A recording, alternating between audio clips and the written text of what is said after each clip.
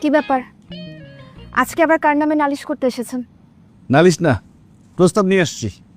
প্রস্তাব? আচ্ছা শুনবো, কি সেই প্রস্তাব? তার আগে বলেন, চা খাবেন?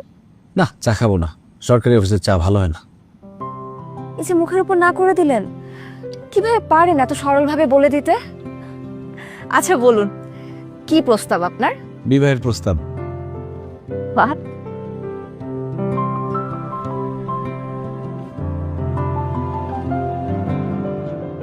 আমার মারে আপনার কথা বলছি, সে রাজি আছে। এক্সকিউজ মি, সে রাজি আছে মানে? কিসে রাজি আছে?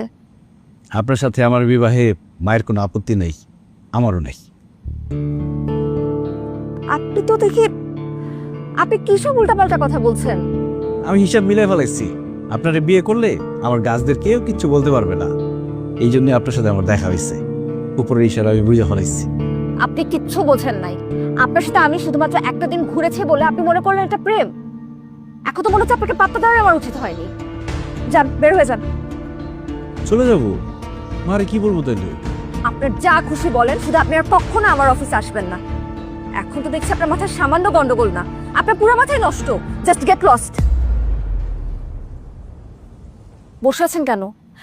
আপনি কি আমার কথা বুঝতে পারছেন না? আমি আপনাকে যেতে বলেছি, যান।